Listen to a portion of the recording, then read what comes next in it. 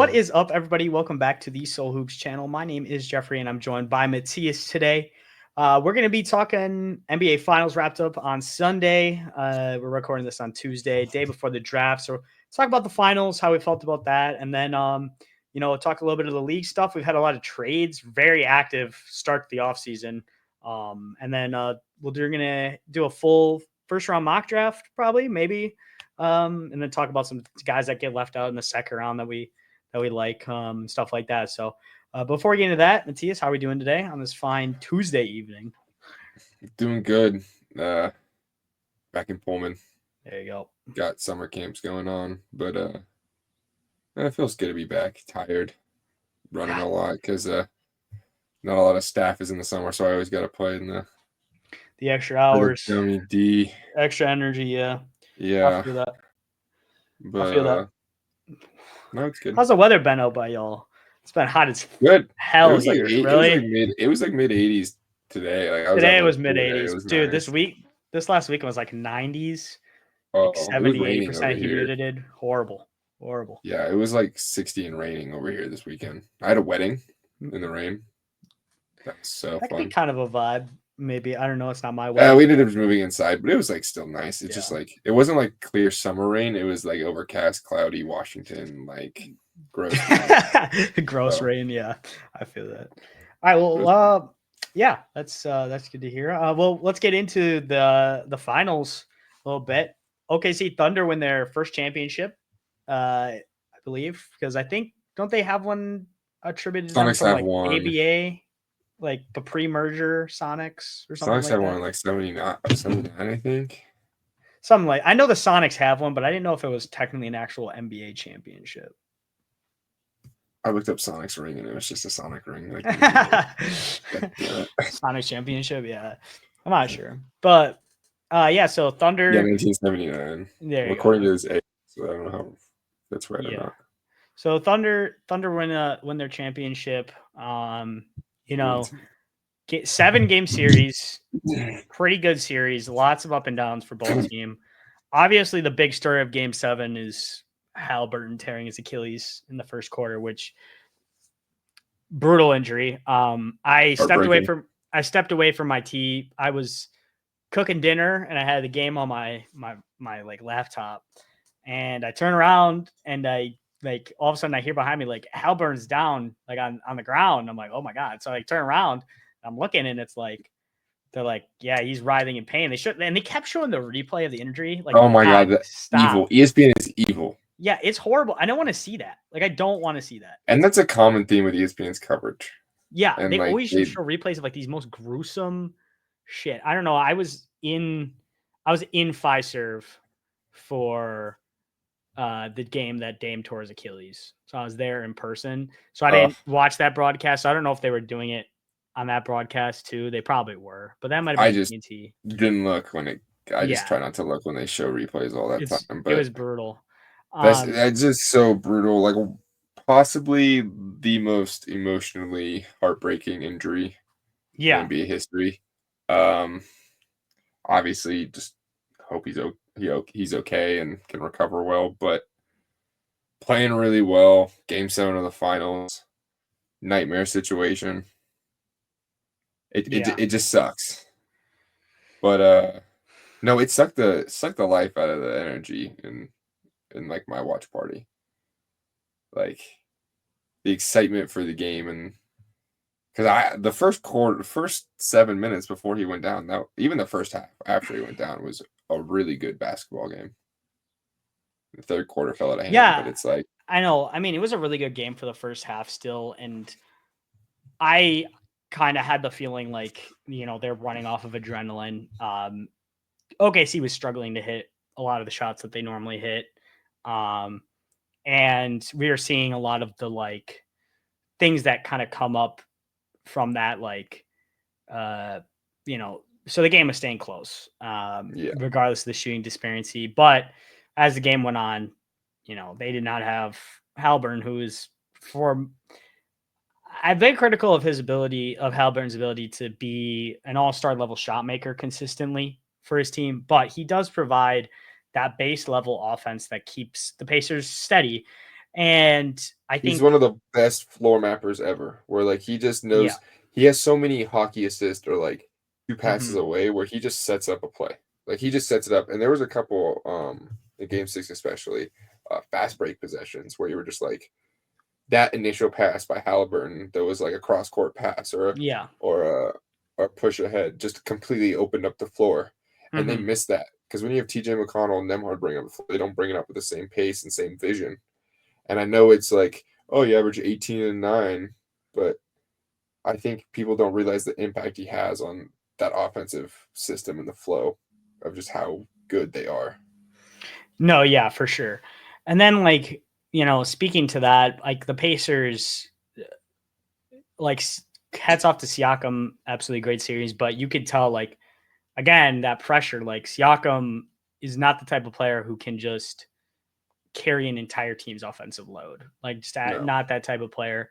And um, you could see it down the stretch. It started to break down, and that's when in the third quarter they really went on that run and honestly started to get close again in the fourth, which made me I was like, "Oh, are they about to like blow this game?" Like, but the lead was big I enough. was hoping. It got down to Yeah, what, 10 or 9?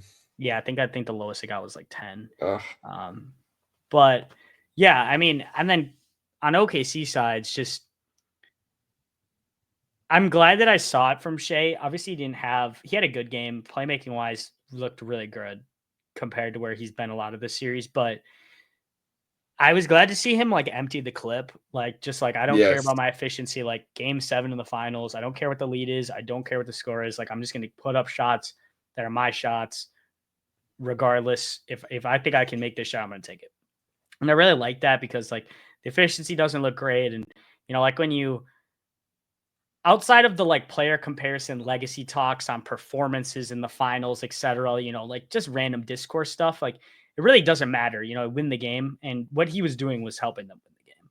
And shout out, I think I tweeted it, Case and Wallace and Lou Dort's just defense and energy. Dort's offensive rebounding in game Thor 7 had a was couple awesome. finishes and threes. That Hail Mary 3, the game was over. Yeah. And like That was they were just dumb. playing, they were playing with like a chicken with their head cut off. They were just infesting the game with energy, and Caruso feeds off that too. And that was just absolutely electric. And that was kind of the story of the Thunder this whole playoffs, is just like we're getting all of these absolutely electric performances, defensive performances from the Thunder, which is what's keeping them in games when their offense really has not looked good in any, like has not looked like a very good offense in the No. last in any of these series. And like when you have a team that's struggling that much offensively and they can rely on defense that to that level to bring them into games and keep them in games, it just puts them on a whole different stratosphere of team. I said like a 10-point lead doesn't feel like a 10-point lead to a good offensive team because they can hit a bunch of shots. A 10-point lead doesn't feel like a 10-point lead to a really good defensive team because they can force you to continuously miss shots, even if their offense isn't flowing. And so when you just have such a good team defensively, it just allows you to play more comfortable on offense because you can afford to miss shots because you You can can get rely on stops on them. stops. Yeah. And they're so good that like they even just negate the the rebound, Mm-hmm. the rebound differential and all that because Yeah. they just they just got some really impressive defenders with really impressive hands. And I Mm-hmm. think they're going to still be aggressive in the outside moves on the roster, but I see no way where they're not the number 1 seed again in the West next year. Yeah. No, I don't think there's a. Yeah, I mean, I would expect them to be same level, if I not think they better. just get like Chet gets better, J Dub gets better. There's a chance Yeah. Shea gets better. Yeah. I would expect them to be the same type of team. I mean, Yeah. and like this will get into the draft talk, but like they have a full roster. They're adding Nikola Topic, who I liked as a prospect last year. Fell Yeah, he was down, solid. was a top 5 pick probably before his injury, for his torn ACL, and fell to 12 to OKC. He's been sitting on their bench all season. Hasn't played a minute in the NBA. Single minute. Has not even checked in. And he's going to be coming, in next year. And they also hold the 15th and 24th pick in the draft this year. And I mean, I don't know necessarily if they're going to make both those picks. I think there's probably, I think they're going to trade up, or what they'll do, I think there's a chance that as a Bucks fan, talk like some stuff that I've been looking into is, you know, using a future picks swaps or future picks in general to move into the first this year in order to get a younger player. I think there might be a chance to do that, specifically with that 15th overall pick, because they're in a really good cap situation. But when you're going to be looking at probably max/super max extensions for 3 guys in the next 2 years, like having lower first round pick contracts is probably a little bit better for you, especially when you have such confidence in Presti drafting well. So, and honestly, Presti's been better drafting late first, early second than he has been drafting in the lottery. You got J-Dub and Chet. Well, Chet was a number 2 overall pick. I don't really like. Yeah. For when J-Dub it comes to like picks pick. Like that, it's like okay, Paolo went 1, Chet went 2. Like that was like what was gonna happen. Like it doesn't like so like yes, he did get Chet. Like you do have to believe in that archetype, but like I mean, but like in the J-Dub draft, he drafted Ousmane Dieng 2 picks before J-Dub. So like I didn't mind. I can't lie. No, like I'm not saying it was a bad pick, like at the time for like the prospect or whatever. But I'm like, you know, nobody has a magic crystal ball. Like no GM is hitting on everything. And honestly, their second round picks have been more like Aaron Wiggins was like the 55th pick. Yeah, Aaron Wiggins has been good. Where was Casey Wallace? Was he just outside the lottery? Yeah, I think like 17. Okay. Something like that. So, you know, I'm curious to see what they do there. I mean, in this draft, though, I think 15 is pretty much the same as like 22, 23, essentially. Like it's pretty much the same level of player. Yeah, I agree. I'm not too high on like the later state half of this draft.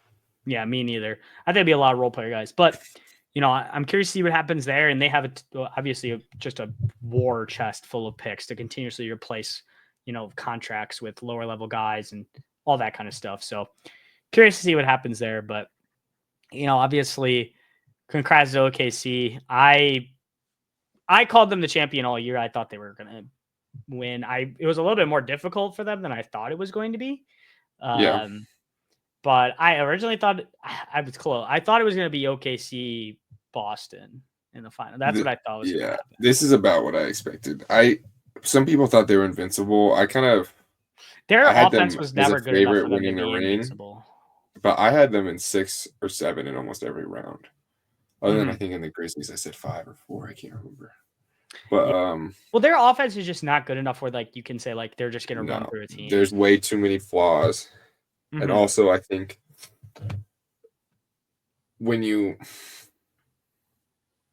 I think their net rating was a little bit misleading in the fact that they have a really good 8-man rotation. Obviously, they just won the NBA Finals. They probably have the best 8-man rotation in the league, but they also have the best 10 and 12-man rotation in the league. So, for instance, when Shea, J-Dub, and Chet get it done in the third quarter and they're up 30, they don't have bums coming in. They got solid NBA role players coming in. So a lot of times that when they blow out, that blowout gets even larger. And that's like one thing I kept talking about throughout the whole season. It's like their immense depth won't necessarily translate in the playoffs because they're going to cut the end of the rotation off. And they still have a great 8-man rotation, but it makes it a lot more difficult. And that net rating also matters more. Like that was like the magic thing this year for a lot of people was the net rating, right? Last year was EPM. Yeah, but every year there's a new stat. Yeah, but like for instance, when you looked at the 4 matchups between Denver, I think they only had like a plus 5.6, and it's like per 100 possessions. That's what. Because the net ratings are per 100 possessions. So that's 2 buckets per 100 possessions. Yeah. Yeah, it's not like a crazy. That's nothing crazy. Yes, they're like overall like versus the whole league was crazy, but again, it's playoffs. Matchups matter so much. That's why I was not shocked when Indiana beat the Cavs. They were positive against them in the regular season. But people look at the Cavs against the full league net rating and they think they're one of the best teams in the league, which they were, but matchup wise they matched up poor against Indiana. Well, it seems like everybody did, but There's my rant. Yeah, no, I agree. I think though, like that's like you have like kind of the thing, like I said this last year too, like every year there's a lot of really good indicators that you can use to predict, basketball and how you see things going to land out. And but like one thing I always say with people is like, yes, like a lot of these stats are like adjusted for pace and, opponent and era or, whatever. But at the end of the day, like there is different basketball being played now. Like you can't say like on off numbers are considerably more valued and managed and tweaked now by coaching staffs and lineup decisions and front offices. Like they look at that way more than they used to. So like the best net rating of all time might not actually be the best net rating of all time because teams, in the 2000s or 90s or whatever, they weren't pushing their best lineups every time. Yeah, they weren't running a supercomputer to, do lineups or whatever. So, yeah, that's fair. I definitely agree with you though. Like, I think there was a lot of flaws, and that's why when people are talking about like they've done this for every single champion since 2020, like this dynasty talk thing, and it's like, is OKC's infrastructure so good that they're not going to lose next season? Probably. I mean, it could they've be. been but the thing is, they were the youngest 1 seed ever, and then they were the second youngest 1 seed ever, and then I'm pretty sure next year they still, if they were the 1 seed, would be the third or the fourth youngest 1 seed ever. Yeah, so for sure. And my thing is, Shea will probably get better, or he'll slightly plateau, which is fine. He'll plateau as a top 3 player in the league, or he'll get better, and he might. Some people are already arguing he's best in the world. I think it's debatable. I think the value of bigs is too evident in basketball. So I'd probably have him at 3, but he's definitely knocking on that door. J-Dub will get better. Chet will hopefully get better. I think offensively, like obviously defensively, he's amazing, but offensively, he had some big flaws during this playoff run. And I don't know, I trust the moves that they'll make, and I really think they'll be. Obviously, we'll have to see how the offseason goes, but right now I'd lock them back in to be the 1 seed. And since the new CBA, to answer your question, they're infrastructure-wise, they're the most set up to be a dynasty. Oh yeah, for sure, because they have almost an unlimited war chest of picks to just keep replacing talent, and a lot of them are firsts. Like I was looking at their pick, kind of war chest today, and they don't have a ton of like really like super like this pick might be the number 3 pick in 4 years because this team's going to be so bad. But they have picks that they can trade. Like for those trades where it's like, we just want 2 firsts. We don't care what first they are. We just want a first and 2 seconds. We don't care what picks they are. We just want them. Like they will be able to make those trades till the end of time. I think Presti will have to pivot a little bit away from the, I'm going to hoard like second round picks instead of like making trades for role players when I have like clear deficiencies, but who knows? You never know. He's a great drafter, so you never know. I don't know. I think I think they're really set up. I think also when you look at this league, yes, it looks right now that there might not be any great top 3 picks in 4 years, but you never know when all of a sudden that it'll flip on its head because shit happens really fast. They're running out of unprotected ones, so that's kind of like what my thought process. Like I think they only have like 1 or 2 more like Clippers picks. Yeah. And like the other picks they have is like the lot of them are protected. Like they have like Utah's pick next year, but like it's protected 1 through 8. So like I don't think Utah is going to be outside of the top 8 probably. I mean they might be, but unless OKC gets lucky. Yeah. And then like excuse me.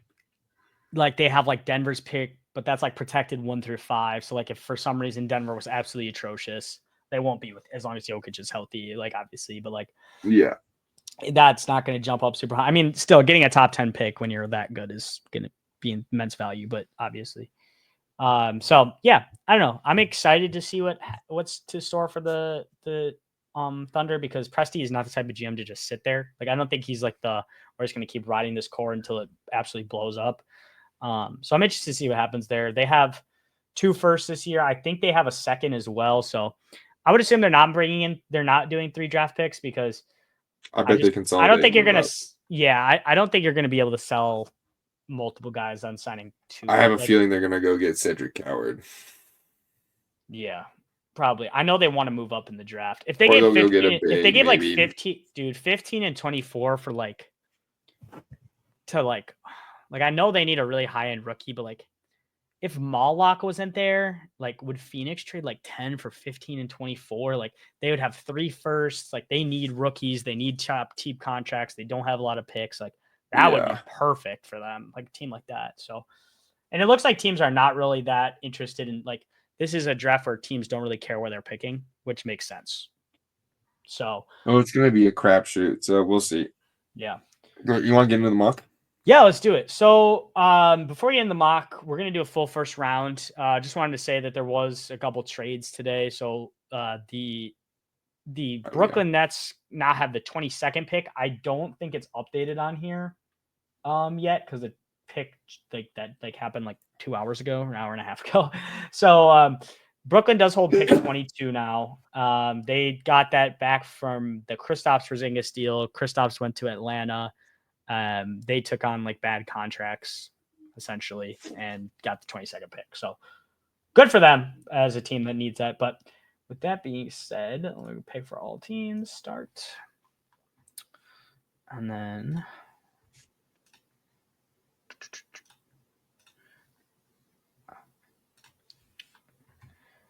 so it's kind of interesting because sorry, this is like being really as soon as I click on it, it's being weird. Hold on. Sorry. But okay, there we go. As soon as we kind of have like this part of the year, like a lot of teams are not really, like we were saying, not really that concerned where they're picking unless they're in the top like 5. So but starting here with Dallas, I don't really think we need to talk about this much. Same old Cooper Flag, number 1 overall pick. Yeah. Be that. So we'll be selecting Cooper Flag here. Same thing with number 2. Looks like I know there was some talk of San Antonio moving this pick, trading down for some assets or maybe a role player, but it looks like they are not going to be doing that, and they're going to draft Dylan Harper. So that's that. So this is where the draft starts, as we've talked about before. This one's tough. Looks like Ace Bailey's not interested in getting drafted here. Well, I feel like again, this is one where you have to have a guy that can provide on day one and somewhat of a skill set, but be okay basically at the end of the 8-man, or maybe not even in the playoff rotation, but they can also develop with their young guys. So it's like, so this is interesting to me because like you look at it, like Grimes is a restricted free agency. I'm assuming they're going to match whatever he gets, like no matter what. Yeah. So I'm assuming he's going to be there. They have McCain coming back from injury. They have Maxey. They have Embiid. So what do they really need? They need a wing. Yep. A defensive wing. But here's the thing. In my opinion, I think Trey Johnson's the next best player on the board, but that like, do they have a so use for redundant. a Trey Johnson player? You have Tyrese Maxey and Jared McCain. That is like so like do they take redundant. Edgecombe? I don't know if Edgecombe's big enough to really be a true wing. But like but that's what I'm saying. Like I don't know. Like, are you just like, okay, we're not going to play him. He's not going to start. Come off the bench, be a defensive type player, give us some of that energy.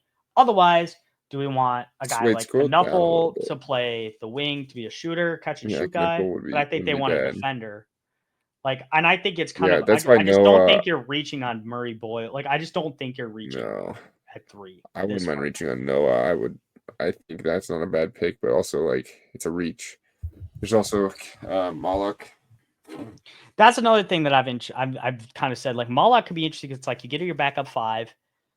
You get a backup 5 that can, be maybe the heir apparent to Joel Embiid if the injuries are really bad and you decide to rebuild. Yeah. I don't know. You've been looking for a quality backup center for a minute, so that's the only reason I'm. somewhat Scroll interesting. down more for wings. Sorry. No, I mean, you got Senge, There's Carter Bryant. Carter Bryant. I'm not a big fan of Igor. Riley's okay. Rasheer Fleming, he's raw, but it's a reach, obviously. But Yeah. again, I feel like they're in a position where trading down wouldn't be terrible Yeah. because they could also potentially try to poach a veteran. But I would go Moloch or Noah. So you can. But if you're really sold on Edgecombe, I'm fine with Edgecombe because I've seen a couple people mock Edgecombe there. And even though Yeah. I don't agree with it, it might be something that's actually going to happen. Yeah. I think it's gonna be Edgecombe. I just think that's what's gonna happen. I mean, I don't know. Like I would like Moloch there, but I just don't. I don't think that they're gonna use a premium pick on a backup 5 probably. Yeah. So I'm gonna say Edgecombe probably.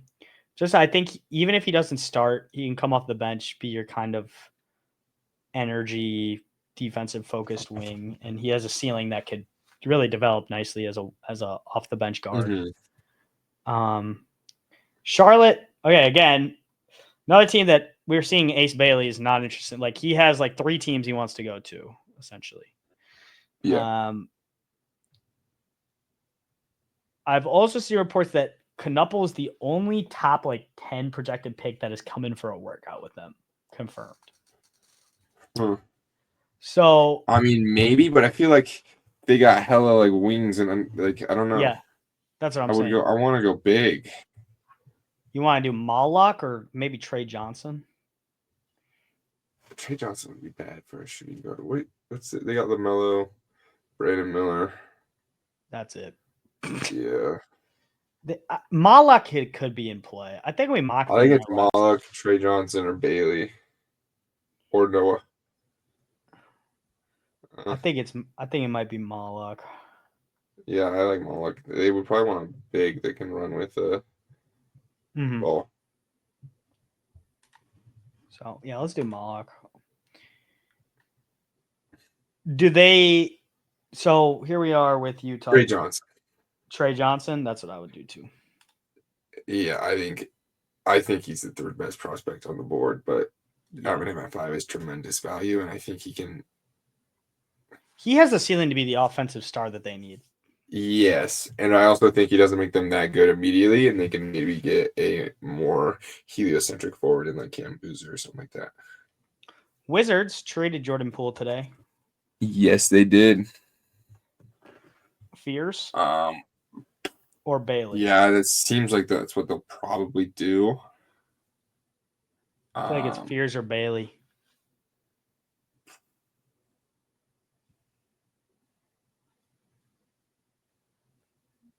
Yeah. Fears is a really big upside pick. Yeah. But Bailey doesn't necessarily make sense for them because they have so many wings. I think they're going to go point guard. Obviously, they go Fears or Kasparis, and it's like can't remember if they were one of the teams that reported high on him. Yeah. But I like Fears here. I like Fears as well. Yeah. Okay. Pelicans. There's another team that apparently not. So now they have Jordan Poole. Yeah. And DeJounte Murray. So is this like a Senge? Because they're talking about trading Trey Murphy and like, is it a Senge? Is it? Well, I think if they're gonna trade Trey Murphy, I think they will get another guy that's gonna let the ball fly, and you get Ace Bailey. Personally, I think if you're gonna get rid of a lengthy scoring shooting wing with a little bit of defensive upside, you replace it. They also could go Noah because he shows promise with a little bit of passing connection, and Jordan Poole obviously shouldn't be a super high rep pick and roll guard. He's more of a off ball guard. We saw that in his production difference, obviously, with the Warriors and the Wizards. But I think Knuppel could be a really just nice slot in to be that catch and shoot type guy. I also wouldn't be shocked if they reach on maybe like a big or something. Who's their center right now? Yves. Maybe they go Sorber. Sorber, or if you want to stretch five, you get Danny Wolf. Yeah. Because I did just trade Kelly Olynyk. Yeah. I think I'd probably go Bailey. Bailey's got a good value here. Bailey? Well, I think it's any of those top three guys, honestly, because they want to wing. I know Knopel's a really decently small. He's more of a shooting guard. Mm-hmm. But well, if we're gonna go with if we skipped on Bailey for the other teams that he was not interested in, I think that we would have to keep up with that trend. Yeah, but I also think at some point an NBA team's going to be like, well, yeah, we want to wing like and score because that's what the Warriors did with Steph Curry. He willing to play for New York, and they were like, well, you're going to come play for us. Sure, yeah. So it's like, yeah, I mean, let's do it then. Let's take Bailey then. If you like the play fit, yes. I don't want to. I know I like the fit as well. I like the fit. I mean, play off of Zion. I think if you don't have to task him with handling the ball that much, and you can kind of let him develop that shot creation skill set that he has. Yeah, and you can let him experiment with bench rotations if you really want to experiment with the ball handling. Yeah, let's do it. Let's take Bailey there. I think their team is like Brooklyn here. So they have 5 picks now because I'll force the trade for 22 to Brooklyn so we can pick for them. Yeah. I think now with how many picks you have, I think you just load up on your wings right now because I think you're going to re-sign Cam Thomas. D'Angelo Russell's probably gone. You're probably going to take one of these guards who falls, either Kasparis, Igor. What's their second pick? 19? Is that what it says? 19, yeah.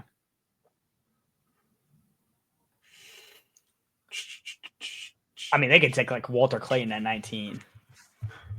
Too like Nolan Trayer too. I like him. Yeah. Well, do you think Noah? You think they just take the high upside? Why not? Yeah, I think so. I think they take a Senge. I mean, he kind of fits the Cam Johnson prototype too. Like that's literally the same type of player. And you can get a more win now player later in the draft. Yeah, hopefully you get Clifford that falls to 19. Okay. We got Toronto here. Kasparis gives me big Toronto guard vibes. Yeah, I think Igor could be too. 6'9" guard. Yeah. God, there was someone that was like answered, and there was like all of their answers were Raptors players. Was that Carter Bryant? No, that's a Senge. He said that he plays like. Oh, that was a Senge, yeah. Scott, okay. What did he say? He plays like Scotty, Kawhi, and OG or something. Pascal. I think this is an Igor if they're gonna go guard. Otherwise, I think maybe they reach on like Danny Wolf or Sorber. So I'm Sorber pilled. Who's their big? Podol. Yeah, I wouldn't mind Sorber there. He I like his passing, and they don't have like a lead playmaker really. That's also why I wouldn't mind getting a big guard. Yeah. I mean, they got Emmanuel Quickley on this huge deal. But they don't really have but then they don't have another point guard really. Yeah, if you're on a rookie deal, and if he outplays Quickly, then you trade him or you just stack him on the bench for a little bit until you resign him for cheaper or walk. Or find assets for him down the road. Yeah, I mean, I'm good with Igor. That's what you're. Yeah, I'm good with Igor. Yeah, let's do it. Right, cool.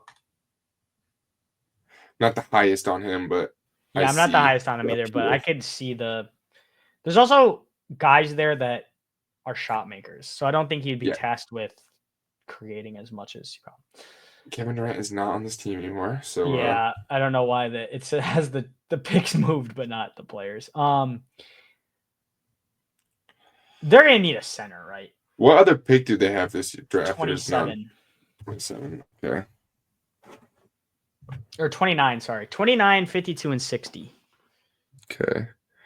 I feel like then again they're gonna take the upside pick here, which is probably what Derek Queen or Carter Bryant. Yeah. I mean, they have a ton of wings. Or you could even scroll down. Let's see. They could do Kasparis, get a guard, but let's see. They could go big. Sorber might be. Because right now they have Jalen Green, Devin Booker, Beal. Oh my Grayson God, they have Bradley Allen, Beal. Royce O'Neal, Cody Martin, Nick Richards is the only center on the roster. Oh my God.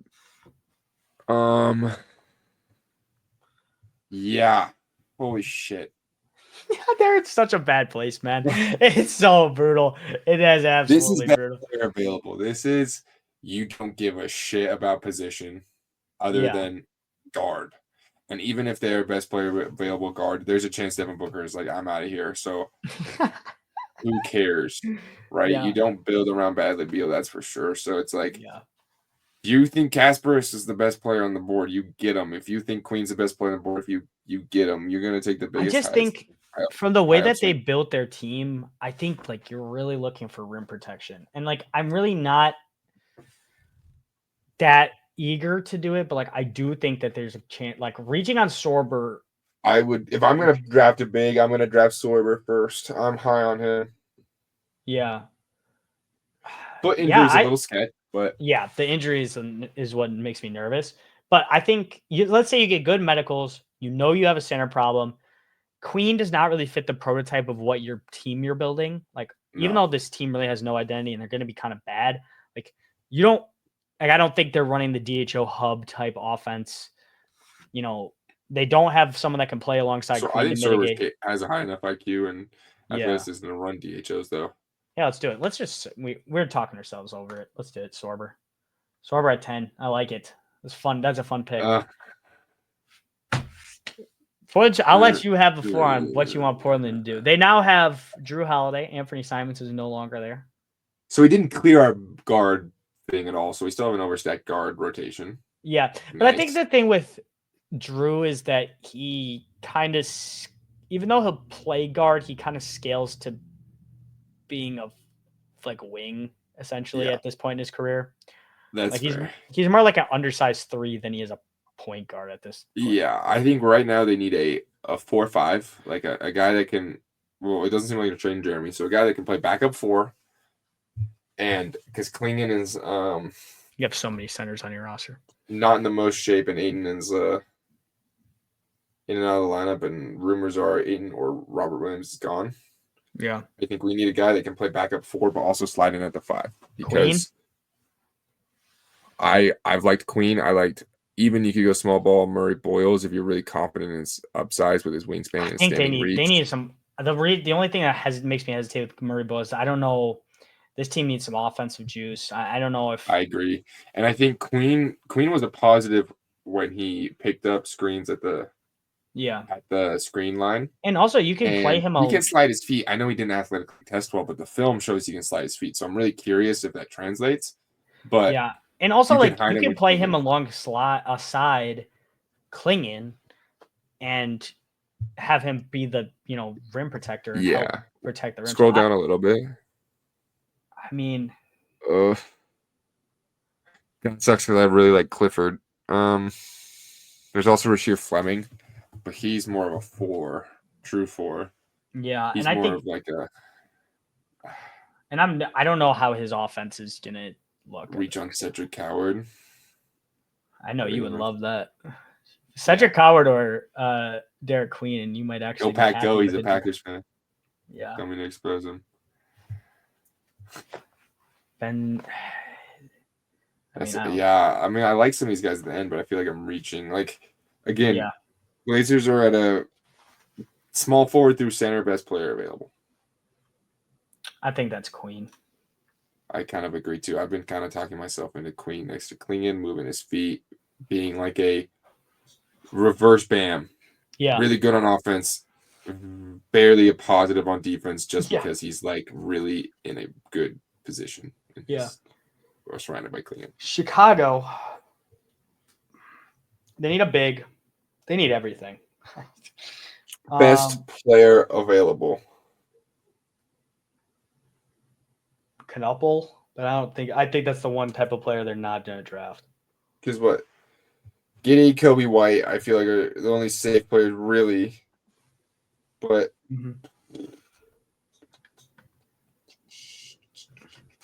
you want to get a guy. I think you want to get a guy that complements Kobe White.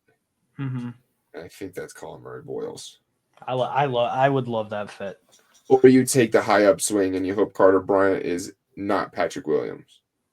I just don't know if they're gonna want that. I mean, I just think Murray Boyles has a. I mean, I like Carter Bryant for like a more like a contending team where like you're not actually trying to shoot for his upside. You want his more like you're more banking on his middle ground progression than you are his high end progression. You know what I mean? Yeah.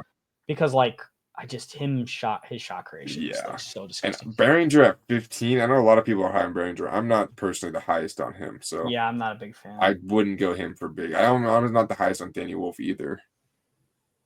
Reno though, I'm high on irrationally. Yeah. Howard could be interesting. Brenner or whatever. I don't mind. He's all right. Hanson Yang. Let's go. Hanson Yang in 11 would be nuts. No. I'm not taking him at 11. I'm just looking at the guys. I think I like Murray Boyles. I like Murray Boyles. I think both of us. Great bigs in this draft. There's not. I like Murray Boyles here. I think he could be your 4. If you keep Vucevic, you have some defensive, help now in the front court. He can be that hub. They were at their best when they were running and pushing the ball in transition. That's something that he's good at.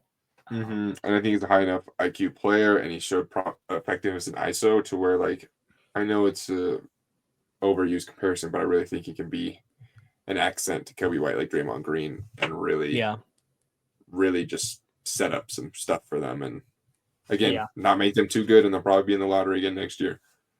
I agree. So Atlanta now, they just traded for Kristaps, so they probably are not taking a center, I would assume. No. This is a team you go Carter Bryant.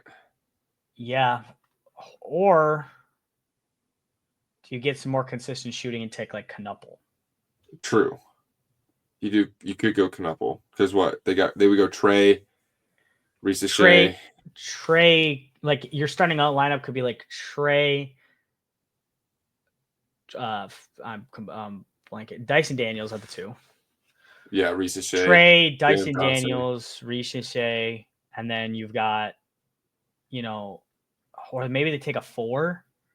But they got Jalen Johnson and Jalen Johnson, and Kristaps, and then off the bench, I guess they could take a 4. But Mogai has some promise. Yeah, they got double O.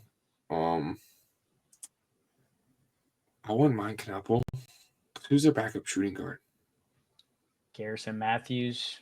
Karis LeVert. Is Karis LeVert still on the team, or he's he expiring? To the trade? Okay. He expired, I think.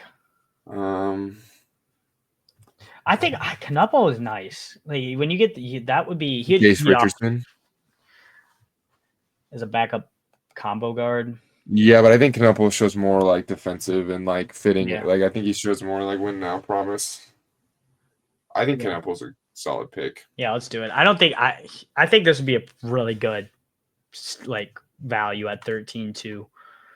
And plus that team has a lot of inconsistent shooters, which you saw last year. Like they had so many teams. Spurs at 14. I think they really are going to need a wing help. I don't know why it says severe need at point guard. All they have is point guards on the roster right now. I think you're going to need wing help that can play up or down. Nick Clifford, playmaker. Nick Clifford is the guy that I kind of have penciled in here, if available. I love him. Or here. Coward. Or Coward, yeah. I have both of them a lot higher than they are on this big board. Like, yeah. Liam McNeely at 16. Yeah, crazy. Absolutely. And I'm going to say that, and the Blazers are going to take him at 11. Watch. They had him in for a workout, so we'll see. I like Clifford here. Yeah, I like Clifford or Coward. Because they have And I think Clifford's shot probably projects to be better right away.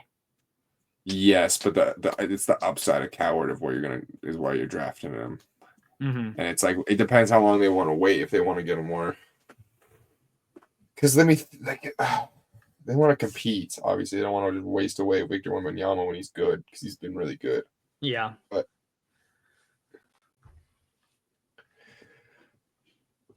I need Clifford or Coward, I think, here. Or maybe they take a guy like Austin Newell, be the backup 5, 4. But I don't think you're doing that. I think you need I need you. So their lineup would be Fox, Castle. Harper would probably come off the bench, right? Yeah. Fox, Castle, Barnes. Their current wings right now are Keldon Johnson, and Shem Penny. The only players, small forwards that they really have. I think Nick Clifford, man. I feel like that's just a guy that they would like. I agree. I really like him personally. Let's do it. I think that's just a really good fit. And he's been super scalable in college. Cedric Coward. Coward, yeah. He's just a Thunder guy. Yep. Maybe they go for their weakness, but they have not drafted for their weakness. Yeah. Ever. They just keep going for this new philosophy, and it's working. Obviously, they win the finals, so I think they're going to keep their philosophy and keep it rolling. Grizzlies. Holy shit, we've had that Casper's fall. I mean, I would not be surprised about this. Yeah, he's one of those guys that could fall. Is this a Carter Bryant team? Yeah, because it says shooting guards in need, but I think Jalen Wells is going to be the starting shooting guard. I agree. Obviously, he can play 2 through 4 at this point if he puts on a little weight. But also, I heard Santee might be on their trading block, so wing for sure. They need that forward, so this might be a Carter Bryant team. Yeah, I like Carter Bryant there. Because Gigi Jackson could step into that 3 as well. You never know, but yeah, that's a weakness. You want to stack them up on young guys and see which guy comes out of the fire. All right, so here's the thing with the Wolves. Point guard is probably what they want, but they did invest a lot of draft capital last season into moving up for Rob Dillingham. Do they look for a center? Well, Sorber's gone, so you'd have to go Danny Wolf Wolf or Baron J.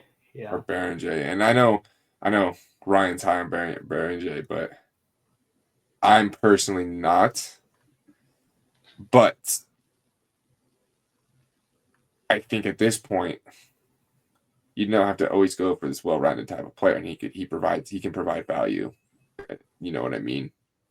Yeah, or do they look for a wing?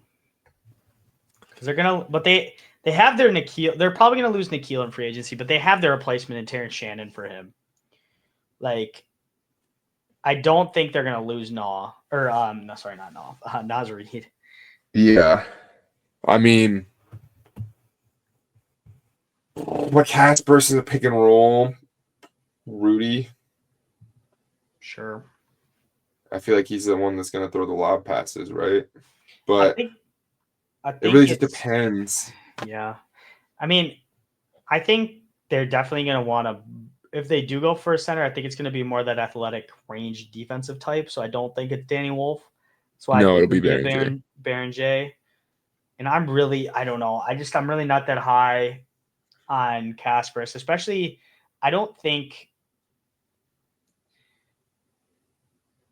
think if they invest in guards and wings, I think they're trying to invest in players that are going to be taking them over the top offensively. Unless they took Newell. Newell's still on the board. I would rather take Baron J. Okay. Because I think it also fits. He can learn from Rudy and just be trying to obviously, it's hard to be the next Rudy, but play style wise slot in as he gets older. Yeah, I like it. Wizards at 18. I think this is where they're going to need to look. They took Fears at 6. They need another center. They need a low body because Sarr is Austin Newell wouldn't be too bad. They need a low body. I'd be interested. Reynald could be pretty. Yeah, but that's another stretch. You know what I mean? And Sarr really does not get into the paint, and maybe he'll get more into the paint as his career goes on. But I really would not mind having someone that's more of a I mean, Danny Wolf's a pretty big body. I mean, yeah. he's a stretch, but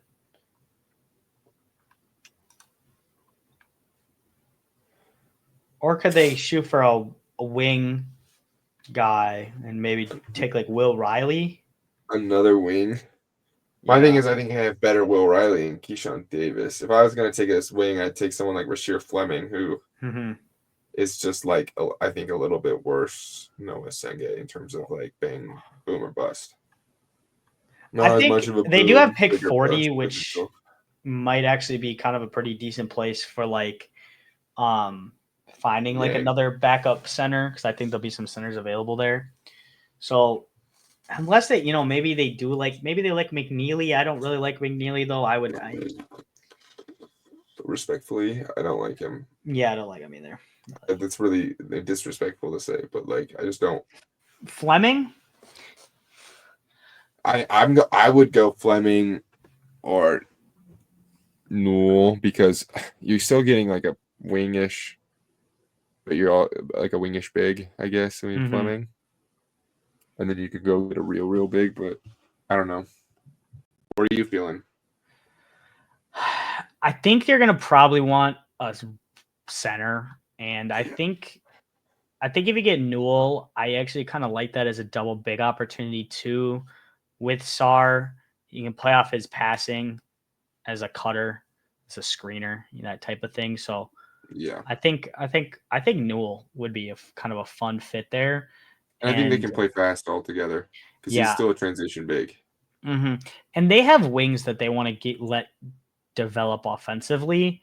So like I think there's and Bub is going to be your other guard, and they traded for AJ Johnson. So like they have guards, they have a lot of bigger wings. I think Newell kind of fits that, and they like athletic guys with defensive upside. That's why I'm not too sure about like a guy like Danny Wolf. Yeah, I don't think he fits the. If Baron J was here, I think it's kind of a toss up between them and Newell. So agreed. Yeah, I'm good with Newell. Yeah, I like Newell. Okay, 20th pick, or sorry, 19th pick. Brooklyn Nets took Senge at 8. Kasparas, yeah, probably, yeah. I think there's too much value in this as well. Yeah, I would say a guy like Jace Richardson because I need guard help, but if they don't they have another? They have another pick, right? 22, so he still might be available. They have 22, 26, and 29. Yeah. I have seen Walter Clayton. Yeah. Mock to them, and I've seen personally. If I'm going to take a guard here, I think I'm going to take. I don't know Traore. I don't know how to pronounce his name. Traore. Yeah, it's French, so it's probably like super open, but I don't know how to pronounce it. But Nolan. Yeah, I think. But I get go for a wing. Rasheer Fleming seems like a Heat guy. Yeah, Jace Richardson also. I know he's small, but I feel like he gives like the energy and conditioning and vibes of. I don't know. What do they want? They have their bigs. They don't really have a forwards. They don't really have a point guard either. Yeah. I think I think it's in between those guards. I personally would take Nolan, but if you're really high sold on Clayton, take him. Yeah, I think it's Clayton. I just think they like the shot. Their guards, they like to be shot makers. Yeah, Nolan's more of a rim presence. Yeah. Utah at 21, Trey Johnson at 5. I think. Do they take like Traore? Yeah, I was gonna say a little 1-2 punch. Traore or maybe Jace Richardson. Yeah. Maybe take another. I mean, there's pretty good chance that the shooting guard. They need a shooting guard.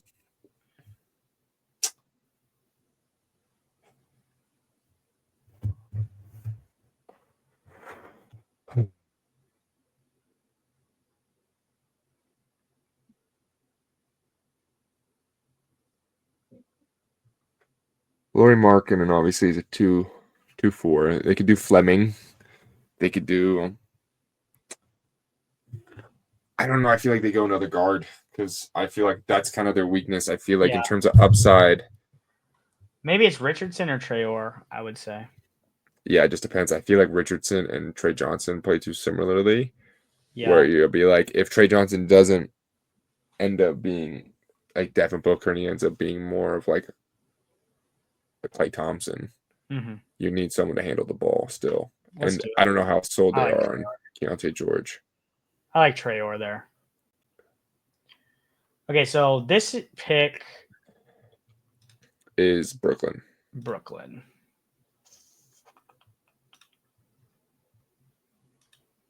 So we'll just I don't want to mess with it because I don't know how it works. So this is Brooklyn. We can look at who they picked though. Correct. Can I look at the full draft? Okay. They've taken a Senge and Casper so far.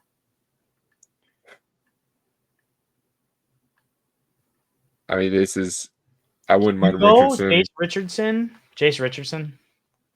Yeah, Richardson, Fleming, Riley, right now are these in that order is probably what I would do because you gotta think Claxton, right? That's their big. Yeah. How sold are they on Claxton? About, you know what I mean? They might want to do another big, and they might not even do it right now, but they might do another big. So, or are they thinking? I don't know what centers are coming in the draft next year, but maybe they're like stack up on a wing. Yeah. But I feel like next draft is wings. Let's Scroll take down a little bit. Oh, okay. Wait, sorry, what was that? I was gonna say Richardson, but he kind of like Cam Thomas type player. Yeah. So Thiero is good. Kalkbrenner. Thiero could be interesting because they need wing depth, and Got Fleming Ken could Mouth. be too. Yeah. You already have Noah, obviously, but you also got to think who can fit off of Kasparis as well. Yeah, you're probably gonna want someone a little bit athletic, dynamic. Yeah, like Fleming. I feel like I I like Thiero. Thiero's cutting is kind of nice. Yeah, let's do. Personally, I but kind of like the Thiero fit okay. in Brooklyn. He kind of fits that gritty wing that they're looking for, and I think he's got some I like his athleticism. I agree, and I think he's got a little bit of pop. Yeah.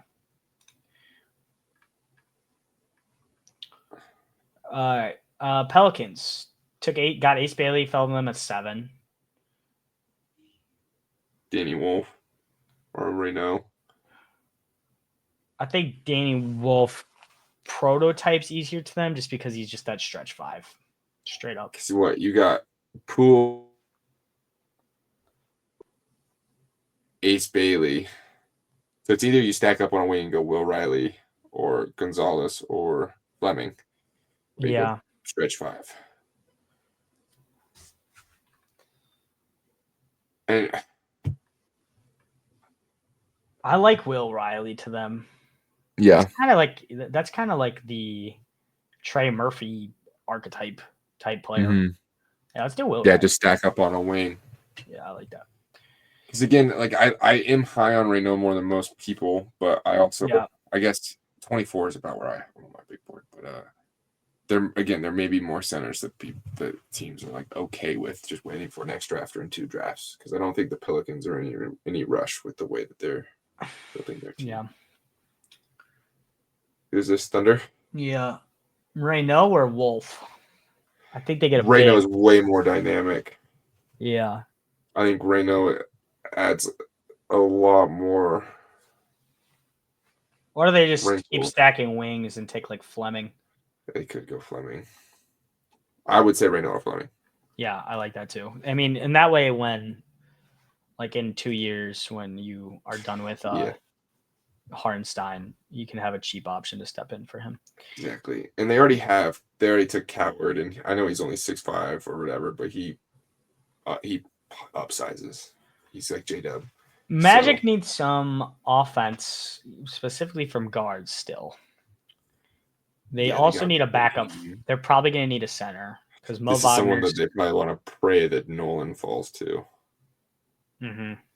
Like they're praying that Nolan falls all the way down here, which I doubt it will, but they're definitely going to be that person that takes Fleming in this situation, but again, you want a I like playmaker, but is there really any playmaker guards here? No, I like Danny Wolf here too as a backup stretch 5. Just get a center, yeah. I wouldn't mind that. Oh, I I just think call Brenner too. they have a lot of wings. They have so many wings, and they need a playmaker.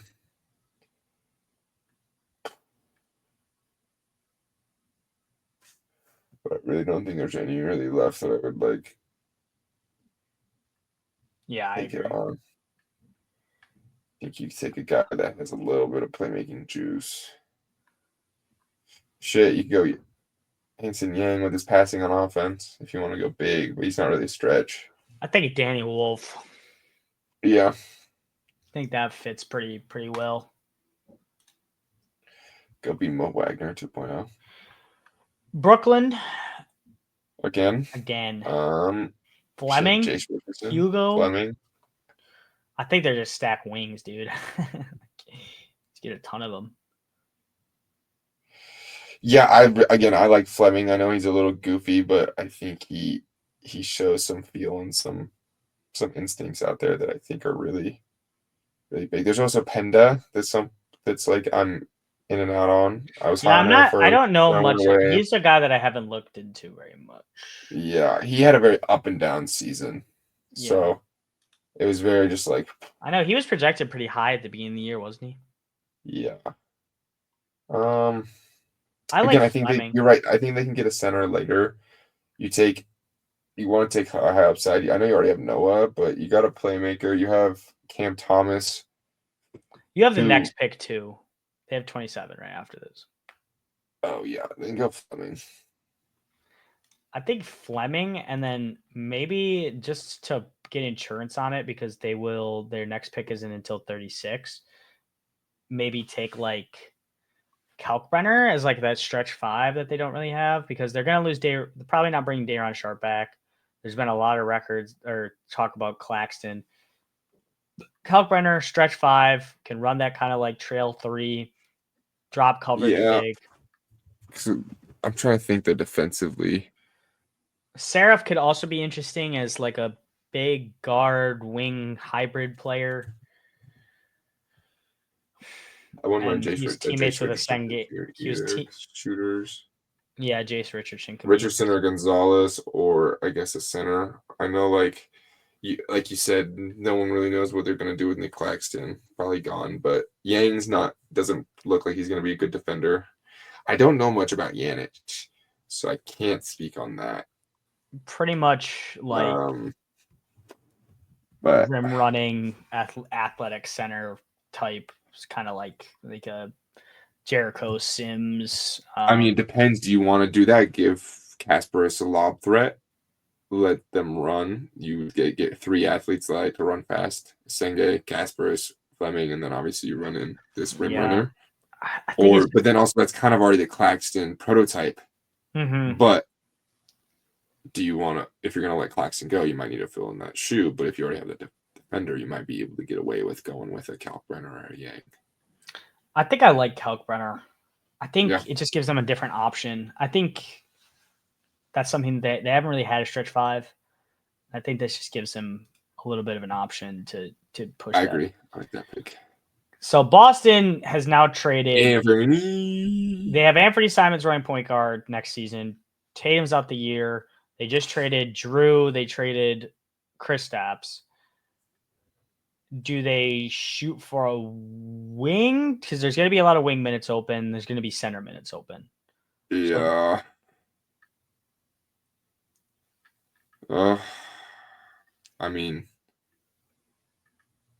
in terms of wings left. In terms of wings left, I think that could fit them. I think Penda, Powell would be guys that. Powell, yeah.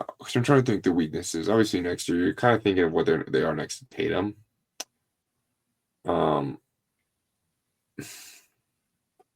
Obviously, they probably need a big, right? Yeah, they're gonna need a center. I mean, do they take the rim running center? Do So they I have feel a like it's already a bit tight. playmaker? Do they have a playmaker that's getting a rim runner the ball though? No, not until Tatum's back. And even then, Tatum's not like a Yeah. lob passer. I wouldn't mind Powell. This is a guy that I'm interested. I can't even pronounce it. This is a guy I'm interested in, but I don't know what he really. He's kind of just like a mystery box player. I have 4 or 5 hybrid, kind of spreads the floor. Pendo wouldn't be bad.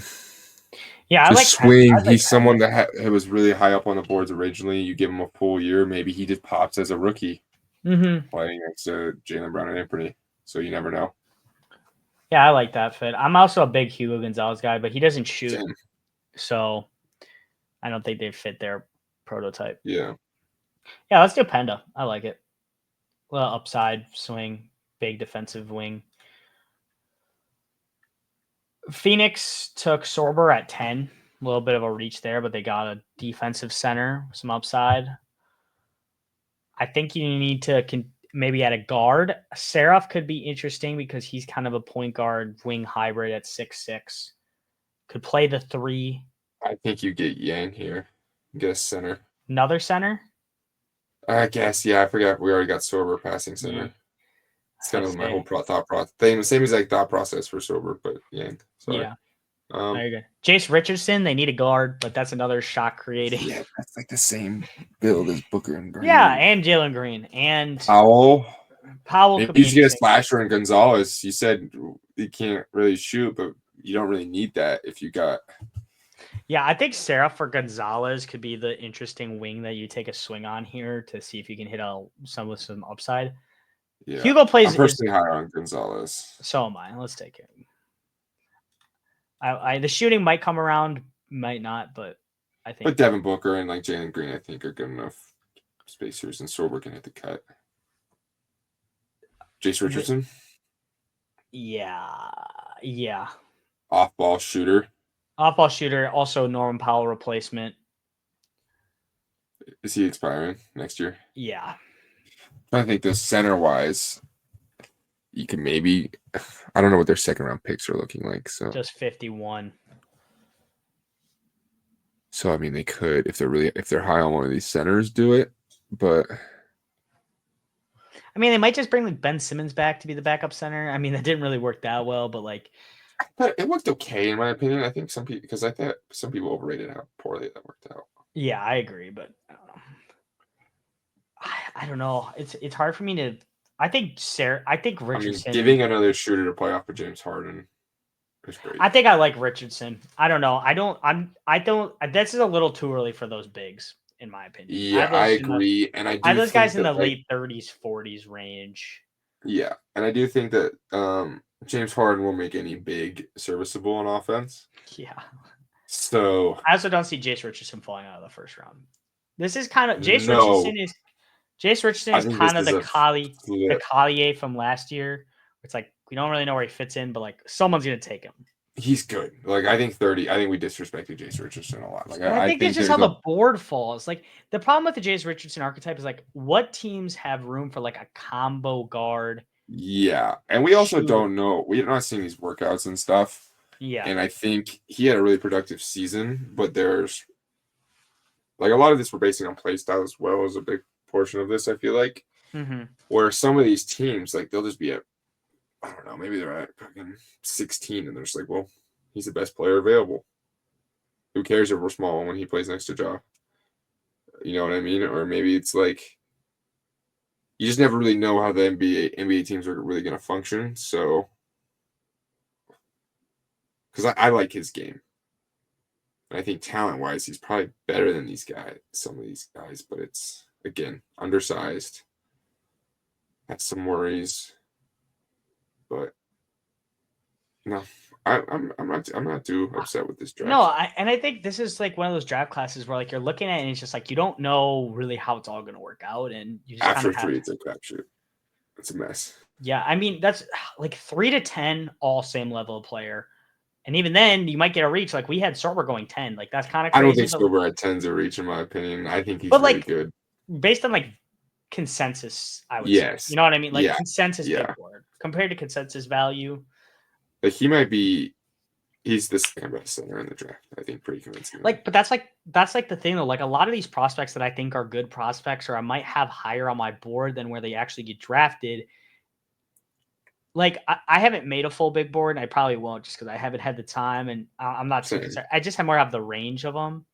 Yeah, I have And like notes and stuff, but nothing yeah, like and like concrete. Derek Queen is a guy who I would probably have at 6 or 7 on my big board, but like him falling to 11, obviously he's at that fall, but it's like there's only like 3 teams I really like him on. Like Yeah, and I'm also telling as you a right now, team, you gotta understand his weakness. do not let Derek Queen fall to 15 to OKC. That would be Oh my disgusting. god! Yeah. Fuck no! Please no! God no! Like that would be disgusting.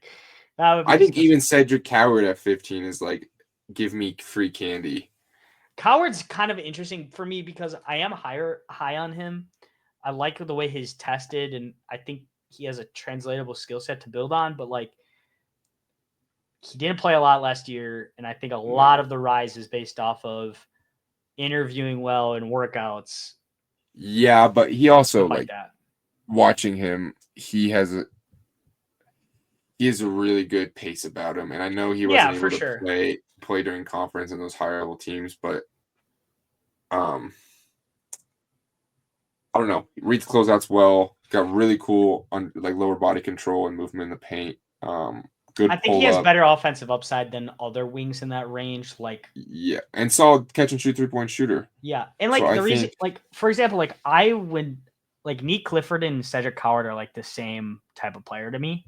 I just think but actually Clifford has shown more range as a scalable, like scaling up in his role than Coward has, like long term. Well, yeah, because Clifford I think is a better passer. Crap, I broke my light. I kicked it on accident. That's all right. You don't look. It's not too dark. You're good. Looks all right. All right. Well, I think that bro writes it up. Obviously, draft tomorrow, so we'll probably talk draft. It's 2 days now. Maybe try to talk draft this weekend. Get another video. This video will be up. I'm gonna try to get it edited to put it up tomorrow before the draft, so we can put this out there. So, all right. With that being said, appreciate anyone who's made it all the way through this video. Leave a like, comment, subscribe, do all that good stuff, and peace out. Peace.